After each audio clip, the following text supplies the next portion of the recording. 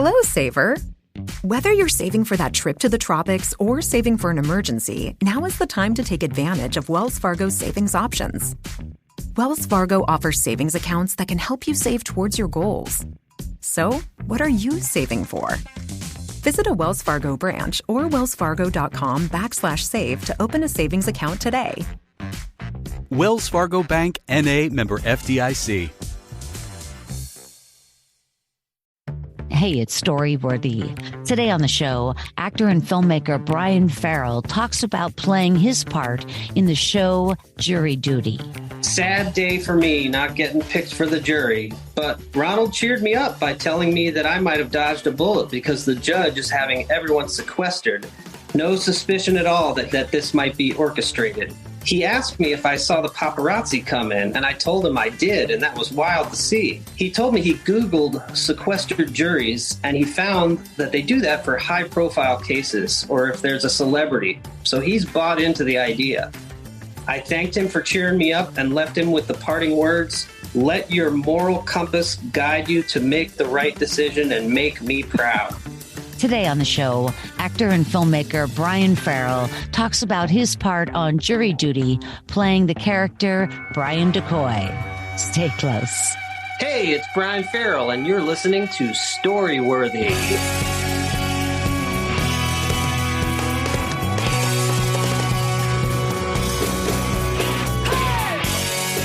Welcome to Storyworthy. My name is Christine Blackburn, and I'm coming to you from Los Angeles, California. Whether you're a longtime fan of the show of almost 13 years, for goodness sake, or you're a brand new listener, welcome to Storyworthy.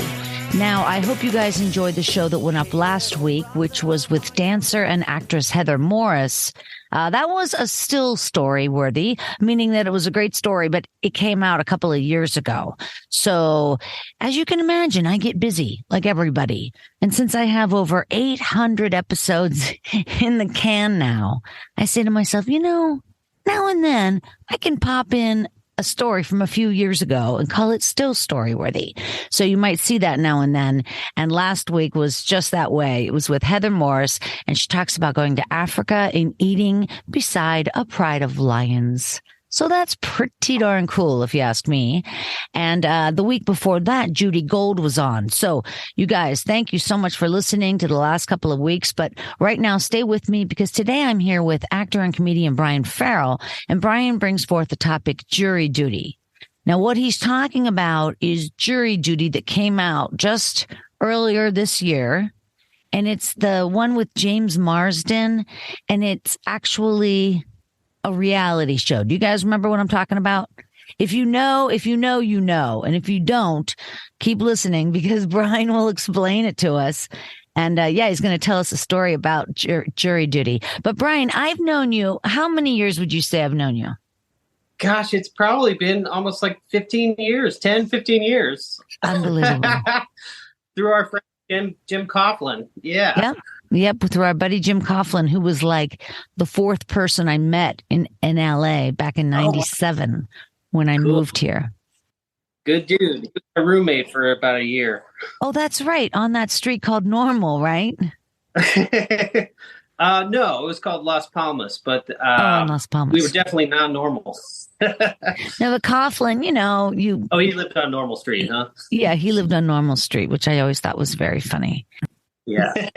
So, we have known each other for a long time through comedy and different people. And, but it's been a while also. Where do you live now, Brian? I live in South Pasadena. Oh, that's fantastic. I love that area. Yeah, I love it too. It's a quaint little town. I actually make these little short films called South Pasadena. It's a series of short films. So, I'd love to promote that at some point. Well, tell me what you're talking about. I want to hear this. So there's short films about South Pasadena or about all of Pasadena? Yeah, it's about South Pasadena. So there's Pasadena and then there's South Pasadena. It's a completely different city. And ever since I moved there, I just noticed that it's like a beautiful, quaint little town, but it's a little quirky too. So after the pandemic, well, I guess it was still during the pandemic, but 2021, when people were starting to get vaccinated and wanted to get back to work, I wrote a little short film, and I asked some friends if they wanted to do it, and and everybody was available and everybody seemed to be really itching to make stuff too. So I made one. I made a little short film, and it went to a bunch of little festivals, and it premiered at the Pasadena Film Festival. Oh, that's exciting. Yeah, it was really cool. But wait a second. So what was that short film about? It was basically, it was kind of like a post-pandemic film where people are standing like 6 feet apart from each other. But I got inspired because I'd go on these little 2-mile jogs around my neighborhood, and I noticed that there were people just outside walking around too. But it became normal to be able to, when you see someone approaching you on the sidewalk, it became normal to cross the street so you don't go anywhere near them, which is a really weird thing that the pandemic brought. It is. I know. And so I thought, like, it'd be kind of interesting if that person started to cross the street, but then was like, you know what, I'm going to just talk to this stranger, this person, this neighbor in my neighborhood, and just have a conversation. So it just started with that idea. And it's really short. It's like a 6-minute short of just like 2 community members, like getting to know each other and having a fun, friendly interaction. That's so adorable. That's so sweet. Now, does it promote South Pasadena, or is it just happen to be, I mean, in other words, as the viewer, would we know it's in South Pasadena? Does that make itself known? You know, it doesn't matter if you know South Pasadena or not, but it does, in my mind, promote that city to be a really cool city. Like you probably recognize some of the streets, Oh, of course. Yeah. But now you're talking about south of the 210. Is that correct? Correct. Yes. South of the 210. Well, that city seems to be divided by a freeway. Is that true? Yeah, that's true. Yeah. The border is around that area right there. There's Pasadena, and then there's South Pasadena. Yeah. And we had such fun making that first one. We're on our 4th one. So we're shooting our 4th little short film about South Pasadena coming up in July. So 2 of them or 3 of them are available online. I can, give you the links if you want to see those. And then where are they online? I mean, just tell us. So yeah, they're on YouTube or in Vimeo. If you just look up South Pasadena short film. Okay, great. Yeah. South Pasadena short films. Yeah. That's really... the 3rd one I think is still password protected because it's in the festival circuit, but they'll all be released. The first 2 are definitely online. Yeah, that's really fun. It's interesting because I know you as a comedian, and now you've kind of shifted into this little filmmaker guy. I know. It's so weird. Became this little like writer-director dude. Did you buy a camera and everything? No, I actually don't know much about camera work and stuff. So I asked camera friends of mine. Living in LA for this long, I feel like I know a lot of people, really talented people who just want to make stuff. So I reached out to all my filmmaker friends and got a sound person and got a camera operator, the whole deal. That's great, man. No, that's the way you do it. Absolutely. So maybe you have to take a few people to the airport. It'll be worth it, Exactly. Buy them food, delicious lunch, and people are most likely happy. I swear. That's so true. That's so true. And it's pretty cool out here because people are really willing to just do creative things because that's what we want to do, even if there's not a lot of pay involved. Okay, so I want to talk. I can't wait to get to the story about jury duty, but can we just touch upon jury duty for 1 second? Have you ever been on real jury duty, Brian? I have never been picked to be on a panel, but I have served my civic duty by showing up, and then I've even been in the voir dire process, which is when the attorneys are asking the jurors questions before the trial starts to see who they want to pick to be on the panel. Right. But I didn't get picked that time I was on there. And ironically, on this show, Jury Duty, I don't get picked to be on the panel for this either. Oh, that's so funny. I love the character of James Marsden. Well, I know you're going to talk more about it, but just quickly, James Marsden's kind of like this really hot actor, and he's in it as himself, because of course actors, go to jury duty as well. It's nothing personal. And the funniest thing about him on it is because he's not even on the jury. He's an alternate. He's an alternate, right? Yeah, so he thinks he might be getting out of it. Right. But also, I think somewhere he's a little bummed that he didn't get picked. You know what I mean? Like he was rejected. That's true. Yeah, like I certainly was bummed that I didn't get picked. But I think his character actually didn't want to get on the jury because he has some or his character had some like Hollywood deals he needed to take care of. So he was trying to get out of it. Right. I know. Characters. But I still think there's another level of an actor getting denied, and there's so much rejection. Totally.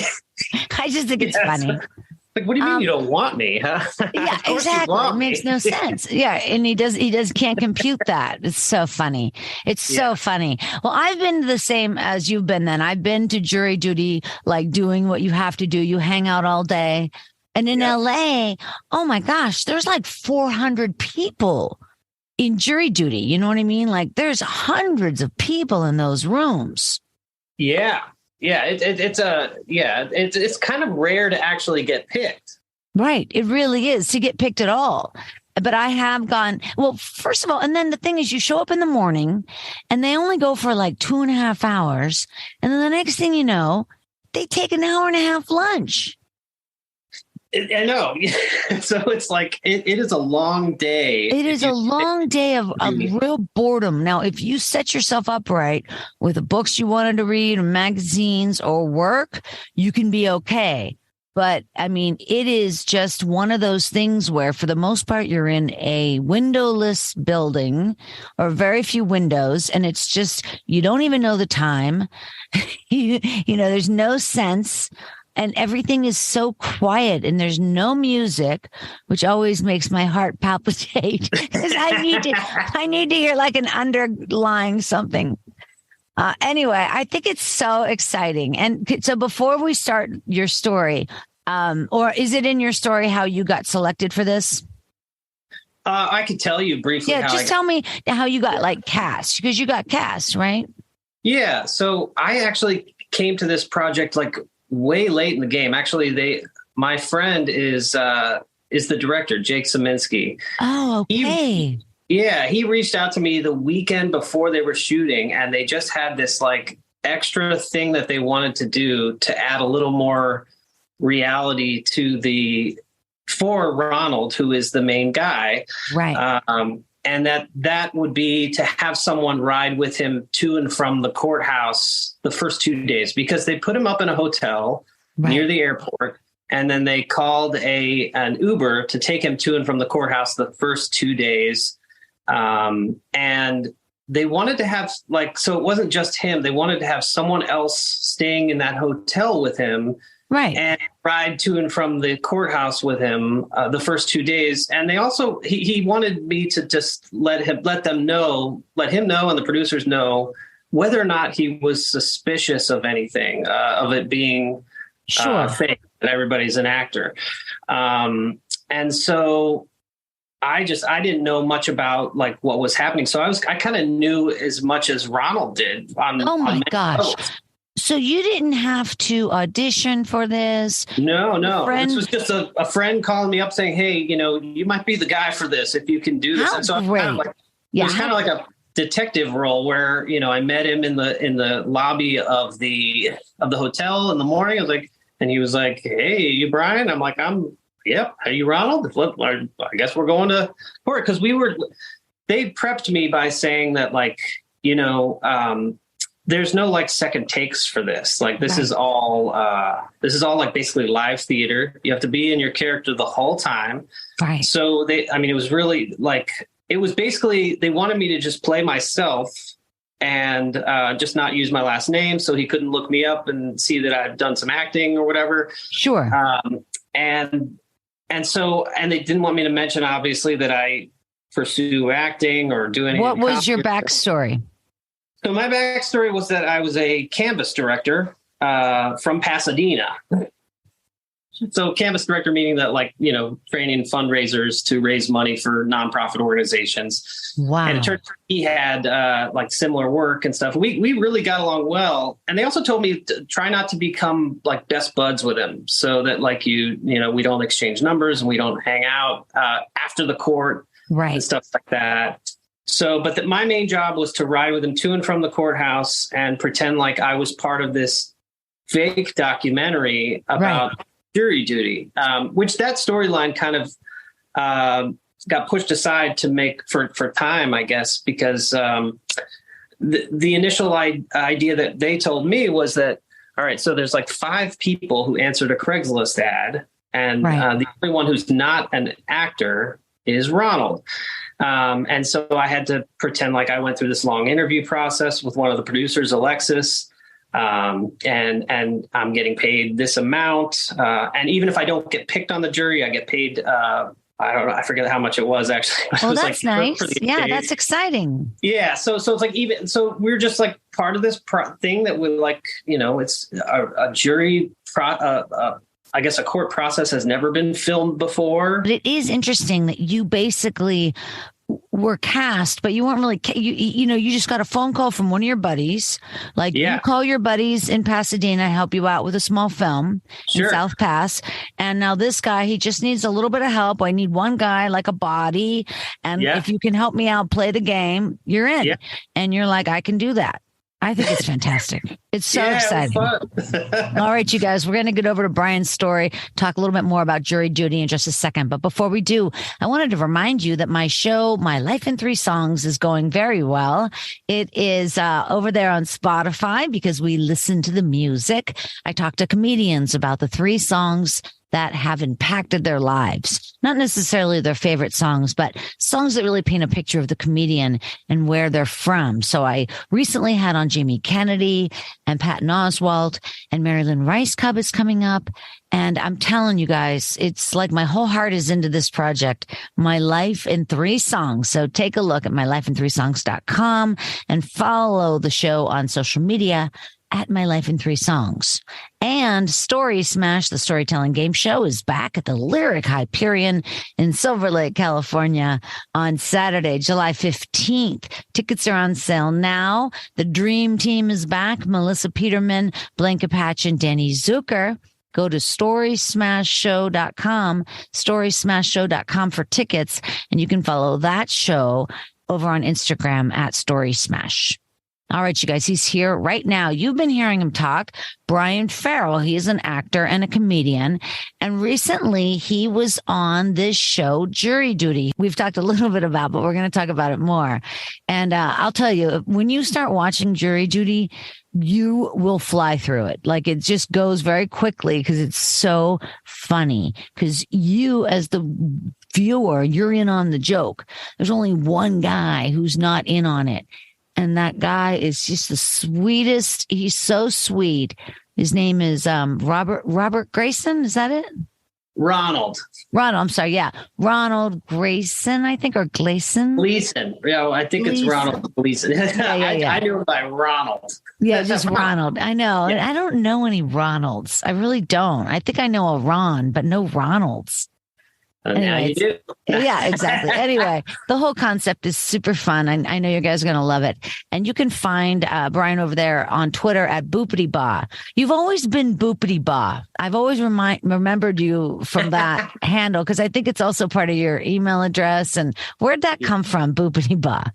Well, I mean, email came out in the like when I was in college, and I just thought it was amazing that you could just pick whatever name you wanted and it's out there. And I was into like I had a beatnik phase where I was listening to like Jack Kerouac and thought I was like, a beatnik. So I was like, bibbidi ba, bibbidi ba, boo boo, bibbidi bee. So I was like, what about boopity ba? I love it. I think it's really funny. I think it's really funny. Yeah. So head over to Instagram and again, follow Brian over there at Boopity Ba, right? That's right. Yeah. It's all Boopity Ba. All right, you guys, wherever you are, put your hands together for the very funny Brian Farrell. Well, first of all, thanks so much for having me, Christine. This is exciting. What I'm going to read for you here is this is the intel that I gave the producers and director of Jury Duty about my experience riding to and from the courthouse with Ronald. So because my main job was just to make sure that Ronald wasn't in on the joke or that he was suspicious of anything. So here we go. The Brian DeCoy reports, because I was the decoy juror. Wait, that was the last name they gave you. How funny is that? Yeah, they came up with that. They're like, we should give you the last name DeCoy and Brian DeCoy. And it's kind of funny because they would, after I sent these reports in, they're like, we got the DeCoy report. And that made me feel so really good. funny. Now, they asked for these reports? They did not, actually. I just wanted to remember what happened. So I wrote it down myself, and I just kind of made it a fun thing. And I remember calling the director after saying, like, is it too much that I'm writing out a full-on report? And he's like, no, we like them. Like, if you want to write them, go ahead. I love it. That's so fun. Okay, sorry to interrupt. Okay, here they are. All right. Day one. Upon meeting Ronald in the lobby, it was seamless. He approached me and said in a super friendly manner, "Are you Brian?" And I said, "Yep." "Are you Ronald?" So pleasantries and introductions led to immediate rapport. Ronald and I then had a great car ride to the courthouse. He's super upbeat and friendly, and I matched that energy. We talked about concerts we've been to, how interesting and cool this experience is, how we got the opportunity. We had the same experience with answering a Craigslist ad, and then we're going to be part of a documentary about what it's like to serve on jury duty. So we talked about sports, and we played in high school. He went to a small school with 18 people in his class. Wow. So being as tall as he is, he was a star basketball player. I went to a huge school, 3,000 students, New Trier High School on the North Shore of Chicago. Shout out to the Trebians. And I was on the fencing team. So I taught him the rules of fencing, which he was really interested in. It is interesting. Yeah. Yeah. Thanks. He told me all about San Diego. We talked about Denver. I mentioned I just flew in from there yesterday, which I actually did. And I might have convinced him to move to Denver after he's had enough of San Diego. We talked about the hotel accommodations we were put up in. He told me he went to Chick-fil-A, and I recommended that over the Embassy Suites chicken sandwich. He was stoked we got to stay at such a nice hotel, and so was I. I mostly let him guide the conversation. We bonded on how he worked as a door-to-door salesman before he installed solar panels, and how I'd done that kind of work as a fundraiser for Amnesty International. He was a supervisor for the census, too. Same type of work as being a canvas director, which is what I told him I currently worked as. We had great rapport the whole ride. We didn't become best buds, but we got along really well. I didn't sense any suspicion at all from him. All excitement and anticipation to be part of this project. To the courthouse, day two. Great vibes all around upon meeting in the lobby. We both had a great night's sleep and felt fresh and ready for day two. We were both super excited to return today. Ronald is still psyched for this opportunity and has zero suspicion of anything fishy. We both connected and shared a laugh on the fact that we both chose to wear nice shirts today to impress the judge. So more random talk about random stuff, working out, girlfriends, and Valentine's Day. The fact that he doesn't like being called Ron because his dad's name is Ron. He's Ronald Jr., and he prefers to be called Ronald. We talked a lot about our workout routines. He works out way more than I do and inspired me to get in better shape. We talked a lot about occupations like truck driving. Today, he wants to apologize to James Marsden for saying he heard Sonic the Hedgehog was a bad movie. He watched it last night and said it was pretty good. All right. This is day two, back to the hotel. Uber ride back from the courthouse on day two.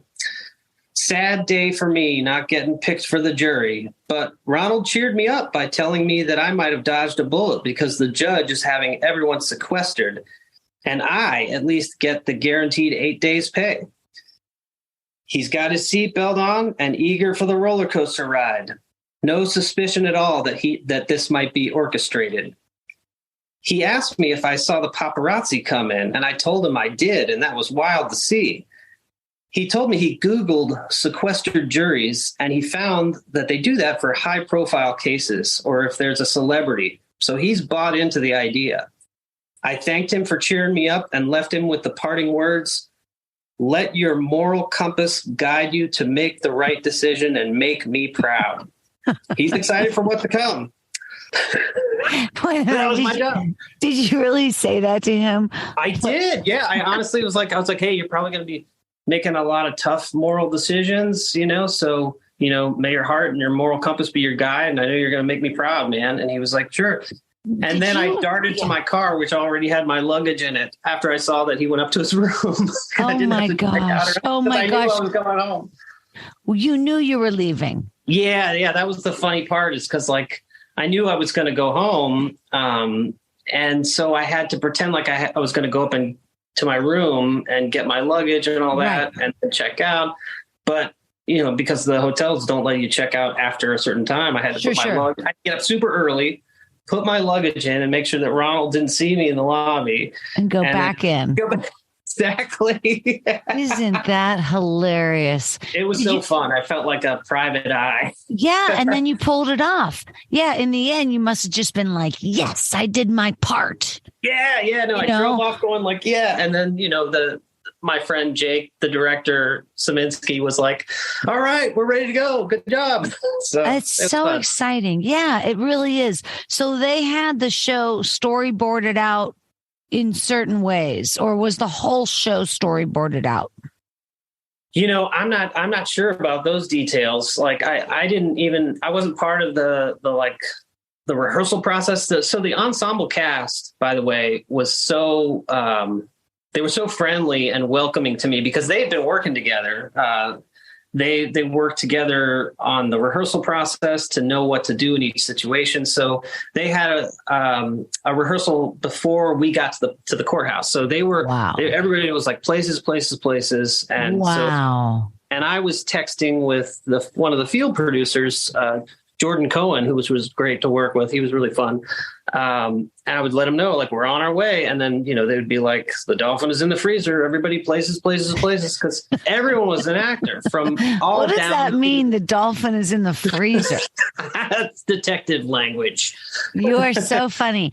Yeah. Even like the bailiff, the woman who played the bailiff. Yeah. He was spot on. He was amazing. One of the jurors named Barbara is an older woman who couldn't stop falling asleep.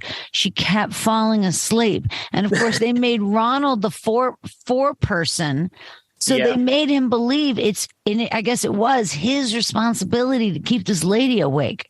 Like, it's just silliness after silliness after silliness. And then at one point, you guys, I'm not ruining anything by telling you this. Spoiler alert. No, just kidding. No. But at one point, Ronald goes, this is like crazy. This is like a reality show. There's so much going on here. And I can't even imagine how every other person kept it together.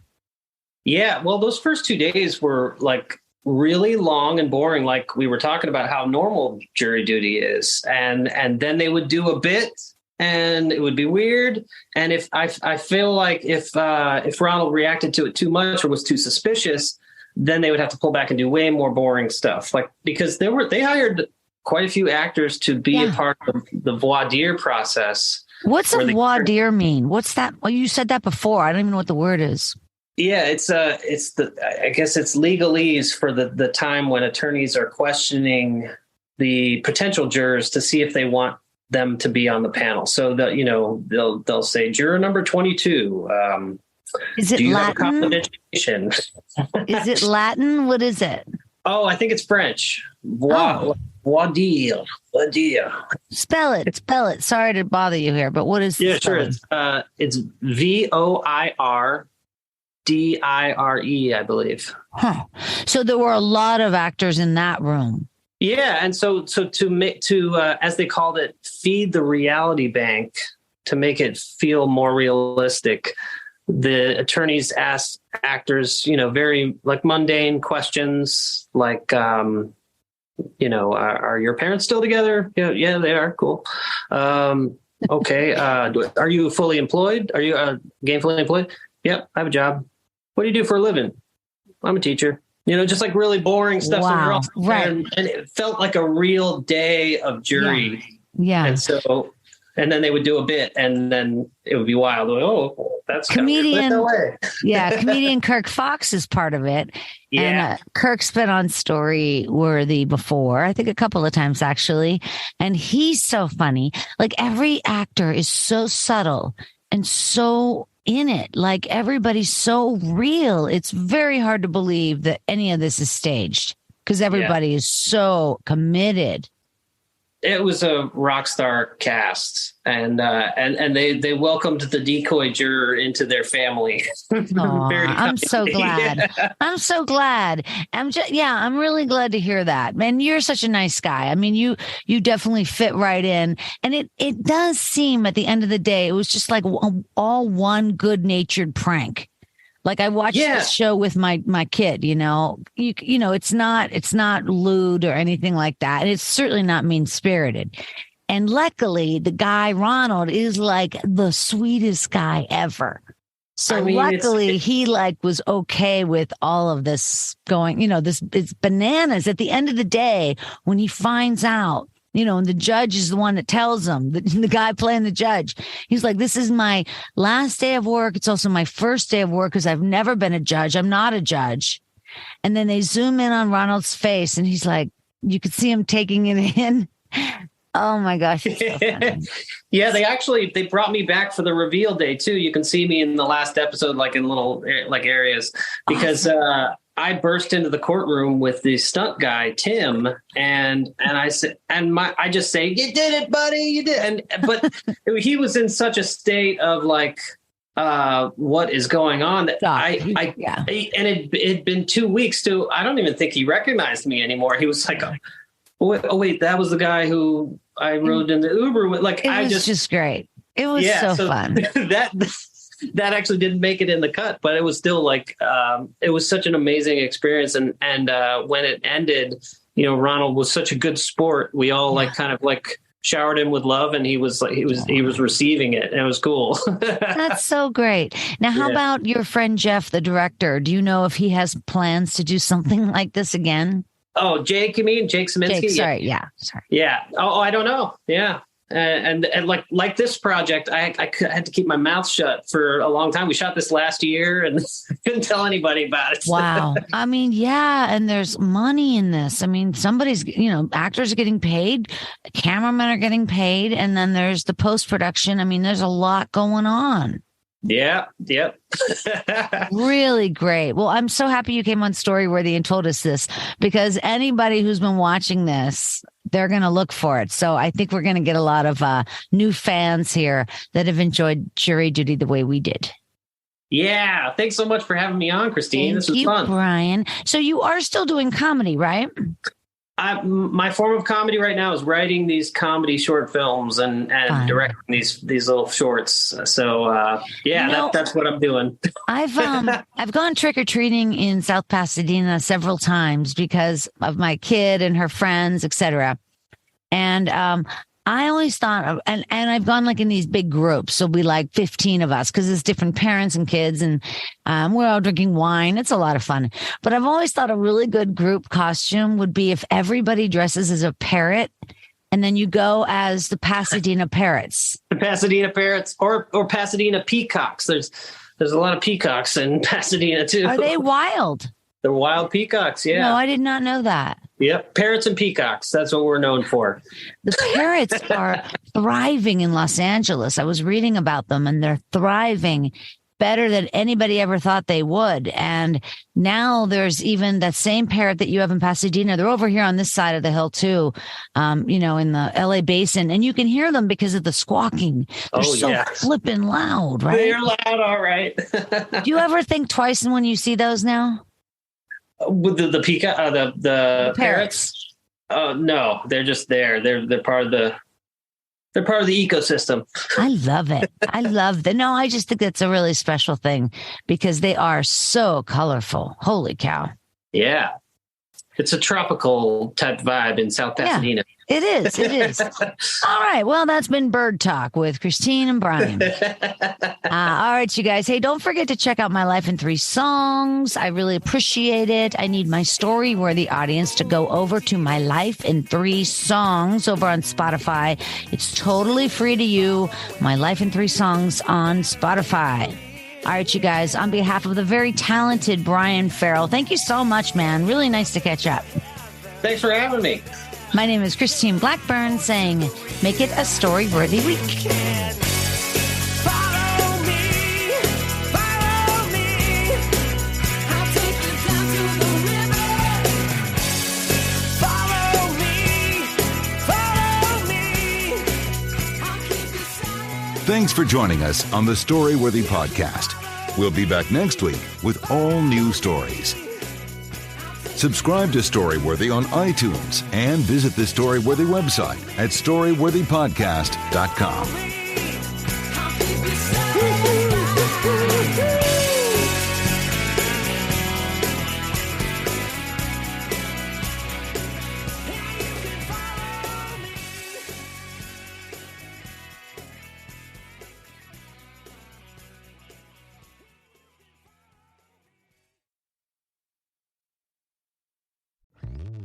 Hello, saver.